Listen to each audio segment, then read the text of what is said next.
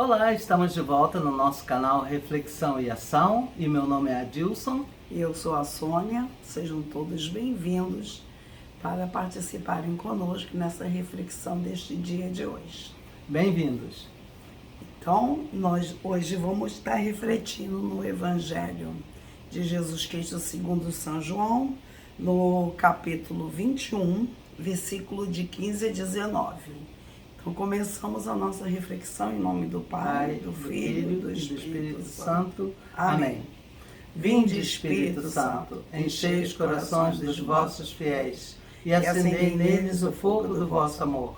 Enviai o vosso Espírito e tudo será criado, e renovareis a face da terra. Oremos. Ó Deus, que instruíste os corações dos vossos fiéis com a luz do Espírito Santo, fazei que apreciemos retamente todas as coisas, segundo o mesmo Espírito, e gozemos sempre de sua consolação. Por Cristo Senhor nosso. Amém. Então, proclamação do Evangelho de Jesus Cristo segundo São João, pelo sinal da Santa Cruz, livrai-nos Deus nosso Senhor dos nossos inimigos. Glória a vós, Senhor. Jesus manifestou-se aos seus discípulos e depois de comerem, perguntou a Simão Pedro: Simão, filho de João, tu me amas mais do que estes? Pedro respondeu: Sim, Senhor, tu sabes que eu te amo. Jesus disse: Apacenta os meus cordeiros. E disse de novo a Pedro: Simão, filho de João, tu me amas? Pedro disse: Sim, Senhor, tu sabes que eu te amo. Jesus disse-lhe: Apacenta as minhas ovelhas. Pela terceira vez, perguntou a Pedro: Simão, filho de João, tu me amas? Pedro ficou triste, porque Jesus perguntou 3 vezes se ele o amava. Respondeu: Senhor, tu sabes tudo, tu sabes que eu te amo. Jesus disse-lhe: Apacenta as minhas ovelhas. Em verdade te digo, quando era jovem, tu te cingias e ia para onde querias. Quando fores velho, estenderás as mãos. Quando fores velho, estenderás as mãos e outro te cingirá e te levará para onde não queres ir. Jesus disse isso, significando com que morte Pedro iria glorificar a Deus. E acrescentou: segue-me. Palavra da salvação. Glória a vós, Senhor. O que mais me chamou a atenção nesse evangelho foi o fato de Jesus perguntar a Pedro 3 vezes, se ele o amava. E o que Jesus disse em seguida, quando Pedro respondeu que sim, tu sabes que eu te amo. E aí Jesus fala a primeira vez: apacenta os meus cordeiros. E as outras 2 vezes Jesus fala: apacenta as minhas ovelhas. Então, eu assim percebi, como nas leituras anteriores que nós fizemos, que existe uma certa hierarquia, Tem um certo propósito. Jesus nunca falou, perguntou nada sem ter nada em mente. Nunca foi para jogar a conversa fora, falar por falar. Cada palavra que ele profere tem um significado. Um significado. Tem um sentido. É isso que assim me chamou a atenção, nesse sentido profundo, E a clareza que Jesus tinha esse propósito para Pedro, o propósito que nós sabemos, que ele foi o primeiro líder daquele grupo depois da partida de Jesus para o céu. Exatamente. O que me chama a atenção nesta passagem do Evangelho, neste momento, é a confirmação da missão que Jesus já havia dado a Pedro. Já desde aquele outro momento em que, quando Jesus perguntou: o que dizem que quem é o Filho do Homem? E aí então eles responderam: uns dizem que é o Elias, outros dizem que é um dos profetas, João Batista. E aí Jesus pergunta: e vós, o que dizeis vós, quem sou eu? E aí então Pedro se antecipa aos outros apóstolos e diz: tu és o Cristo, o Filho de Deus, aquele que estava por vir. E aí então Jesus virou para Pedro e disse: que não foi Simão, a carne, né? Simão, não foi a carne nem o sangue que te revelaram isso, mas o meu Pai que está no céu. Pois eu também te digo: doravante serás Pedro, e sobre esta pedra edificarei a minha igreja. Naquele momento, Jesus estava fazendo de Pedro o líder dos apóstolos para poder iniciar a igreja dele.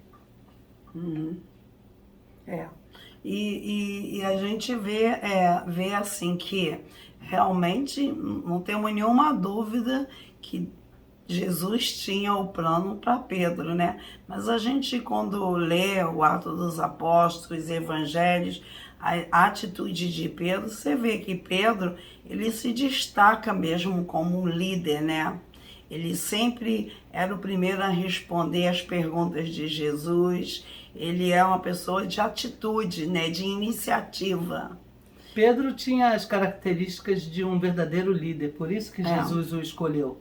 Não só porque ele era o mais velho dos apóstolos, mas também por causa da personalidade dele, de liderança. Então, Jesus o escolheu, não foi por nada não foi porque tirou a sorte e caiu Pedro não. Escolheu Pedro porque Pedro tinha as características que Jesus precisava para poder ser o primeiro líder da igreja. Exato. Então, é bem interessante que nós temos a lista de todos os papas. Do sucessor de Pedro, acho que foi um chamado Lino, foi o segundo papa da igreja que ficou no lugar de Pedro. E daí até hoje, né? São 266 papas e o nosso último papa é o Papa Francisco, que completa esse número 266. É uma sucessão ininterrupta através da história, desde 2000 anos atrás até hoje. É bem interessante. É bem interessante, assim, tudo que nós refletimos, tudo que a igreja hoje, assim, ainda continua fazendo, realizando, assim, é uma coisa de tradição, né? Que vem seguindo com o tempo, né? A igreja segue igual quando ela começou, né? O legado está aí até hoje. E a gente tem, como nós já falamos, os bispos são os sucessores dos apóstolos, né? E os padres dos presbíteros. Eu sempre tenho dificuldade, minha língua enrola para falar, mas é o presbitério, né? Eles são os sacerdotes, mas é bem interessante como tudo. E nesse evangelho também me chamou bastante atenção que Jesus também ele faz ele profetiza sobre que tipo de morte Pedro ia ter, né? Quando ele fala para Pedro, né? Você, quando é jovem, você mesmo amarra o seu cinto, né? Mas quando você é mais velho, os outros é que vão fazer isso para você. Quer dizer, quando você é jovem, você tem vontade própria, você faz o que você quer, né? Mas mais tarde, vai para onde quer, mas mais tarde as coisas serão diferentes, né? Então, na Bíblia de Jerusalém, a gente leu lá que estava dizendo que ele estava referindo ao tipo de morte que Pedro ia ter, né? Martírio. Mas é isso. Então, nessa reflexão de hoje, está claro que Jesus já queria que Pedro cuidasse do rebanho dele. E, de fato, Pedro cumpriu a sua missão muito bem e foi passando adiante, conforme a vontade de Deus, né? A vontade de Jesus é que o evangelho seja pregado e espalhado a todas as criaturas até o fim do mundo. E então, claro, Pedro não ia estar aqui a vida inteira, aliás, todos esses anos, certamente, para poder continuar sendo chefe da igreja. Claro que outro teria que ser apontado para ficar no lugar dele quando ele morresse. Na verdade, assim, que todos somos substituídos, né? Quer dizer, quando você parte, quer dizer, outros virão e vão continuar aquilo que você estava fazendo, se você ocupar um cargo importante nessa vida, né? Quer dizer, às vezes uma esposa morre, o marido casa com outra, quer dizer, continua, a vida continua, ou vice-versa, o marido morre, a esposa casa. Muitas não, mas muitas sim, então o que acontece? Porque tem que continuar a missão, né? Não podia ser assim, porque Jesus saiu e ia acabar. Quer dizer, eles iam ficar desnorteados, sem saber o que fazer, se não tivesse um líder com eles, né? Ainda mais se a gente está falando sobre a maior instituição do mundo, que é a igreja. É a maior instituição do mundo, a mais antiga, e está aí firme e forte, e continua pelos anos, os anos vão passando, a igreja já sofreu várias perseguições, mas está aí firme, continua. Porque a gente sabe que Jesus orou pela igreja, né? E ele falou que as portas do inferno não prevalecerão contra a minha igreja. Jamais. Jamais. Então, se não fosse isso, realmente, pelas perseguições que a igreja já teve, externa e interna, poderia ter acabado. Ainda sofreu também perseguição intelectual, né? Houve também escritores pagãos que perseguiram a igreja, como Voltaire. Então, quer dizer, a igreja também, além de sofrer perseguição física, calúnias, e também sofreu intelectual. Houve muitos escritos querendo terminar. Mas Jesus falou, né, que ele estaria com a gente, com a igreja, até os fins dos tempos. Amém.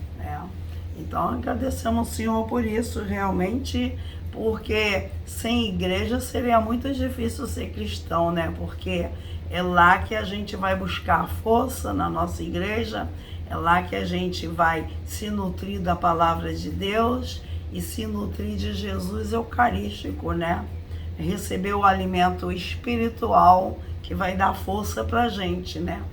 Então, assim, a gente vê, né? Eu vejo cada vez mais assim o Jesus muito cuidadoso, muito zeloso, que realmente não deixou ninguém desamparado, né? Isso é próprio de quem ama, né? Ele ama tanto os seus apóstolos, ama tanto a nossa humanidade, que ele fez de tudo para tentar cuidar da gente, né? Deixar a gente pré-avisado sobre as coisas que estavam por vir, deixar os apóstolos totalmente instruídos no que eles tinham que fazer para continuar a missão. Então, é próprio de quem realmente ama. Então, a gente vê assim que realmente é muito bom, é muito confortador, né? A gente se sente bem confortável de saber que o Senhor vai estar com a sua igreja até os fins dos tempos, quando a volta de Jesus, né, acontecer. Então ele vai estar com a sua igreja, e a gente sabe que, a gente acredita, né, que a igreja do Senhor, ela é composta também de todos aqueles que vivem essa comunhão com o Senhor, né? Que estamos em comunhão com seu corpo e sangue, alma e divindade. Todos aqueles que vivem em comunhão com o Senhor, que realmente têm uma fé sincera, que segue, né, a palavra do Senhor, que pratica, que coloca na sua vida diária, né, que sempre está pensando, né, no que está fazendo, se está de acordo com os ensinamentos que a gente tem recebido, né? Então, a gente manter essa comunhão com o Senhor, com os irmãos, né? Não tem como ter uma comunhão com o Senhor sem viver em comunhão com os irmãos. Isso é verdade. Porque essa é a verdadeira religião. Uma coisa implica a outra, né? Que é bem claro. Eu lembro muito daquele evangelho que São João fala. Você não pode dizer que ama a Deus que você não vê e não ama o irmão que você vê, né? Quer dizer, incoerente, né? a nossa fé, a nossa religião, os ensinamentos que a gente vem recebendo do Senhor, que eu estou recebendo, que eu entendo, é que é uma fé que compromete, né? Para mim, amar a Deus, Totalmente. tenho que amar o meu próximo, fazer o bem ao meu próximo. Então, esse que é o verdadeiro sentido da religião, né? São E é por isso que geralmente são poucos os que acolhem essa doutrina, porque muita gente não gostaria de estar comprometida. E justamente a religião, ela implica compromisso. Temos que estar comprometidos com o nosso próximo, com o nosso irmão. Então, é uma religião de compromisso, né? Quer dizer, e muito legal, voltando para a reflexão desse evangelho, que como Jesus reafirma aquilo que ele já tinha falado para Pedro, né? Que ele fosse a tomar conta da igreja, né? Então confirmam seus irmãos. O pastor. E aqui ele está falando para ele mais uma vez: cuida das minhas ovelhas, né? Cuida dos meus cordeiros.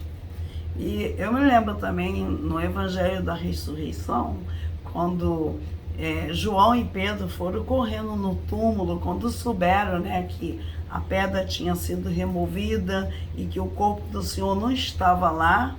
E João correu. Como João era mais jovem, chegou primeiro. Mas ele não entrou no túmulo até que Pedro chegasse. E assim que Pedro chegou, Pedro entrou primeiro, aí depois João entrou. Então você vê que havia mesmo um certo respeito, né? Já havia o respeito pelo líder. Pelo líder, né? Então... E nos primeiros atos dos apóstolos, nas primeiras pregações, sempre quem levantava e pregava era Pedro.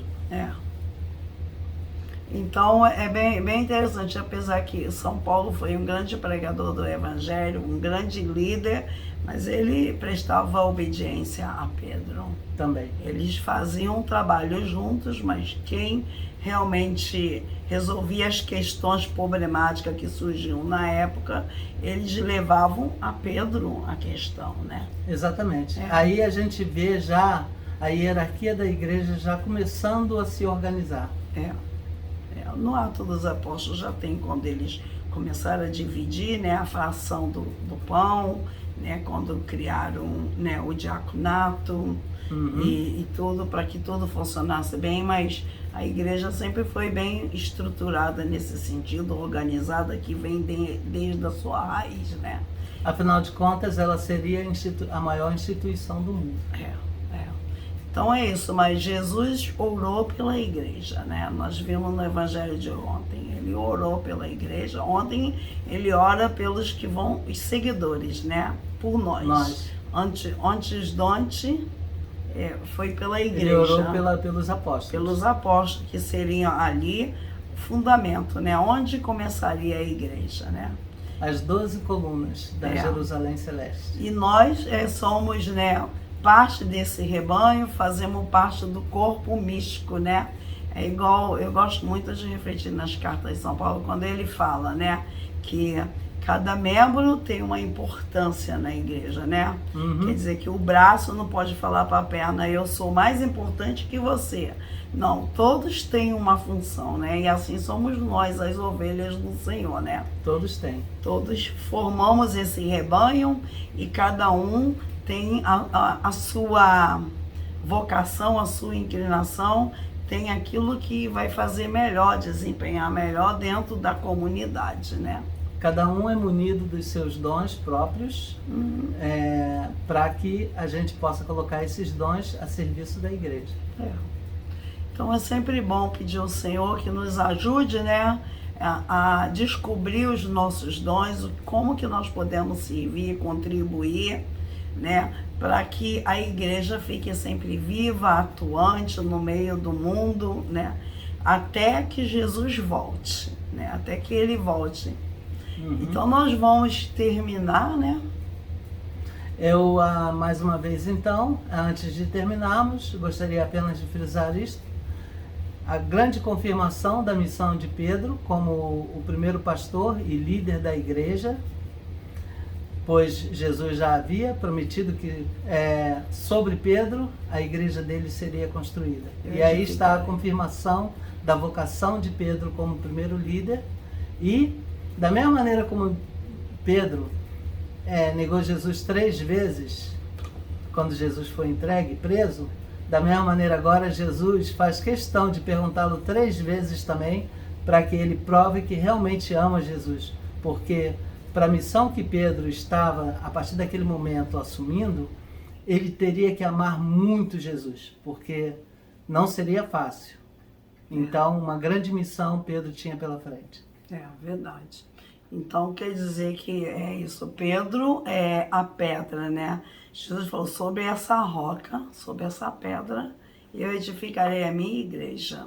É a pedra fundamental que os construtores chamam. Então, Jesus é o cabeça, mas a pedra, a estrutura, quem levou adiante o trabalho de Jesus, né? Até ser martirizado foi Pedro. E após ele ser martirizado, veio outro que o substituiu, e hoje em dia o nosso Pedro, quem está substituindo é o Papa Francisco. Exatamente. O Papa Francisco está na cabeça. Então, é bem interessante toda a história da igreja, né? Quando os cristãos vão para Antioquia, quando começam a fundar a comunidade, mas a igreja, prédio mesmo, a gente sabe que só surgiu no ano 313, quando Constantino se converteu e fundou a igreja, porque até então os cristãos sofriam perseguições, tinham que fazer orações escondidos, só mais tarde. Até então as igrejas eram as casas dos fiéis, né? Eles se reuniam em diferentes casas para poder celebrar a missa, a fração do pão, como eles chamavam antes, a missa. Pois é, fazer em memória de Jesus, como Jesus falou na quinta-feira, fazer isso em minha memória. Isso é o meu corpo, isso é o meu sangue, e eles até hoje se repete, né? E graças a Deus. O que Jesus fez na última quinta-feira santa, né? No último dia que ele comeu a Páscoa com os apóstolos, né?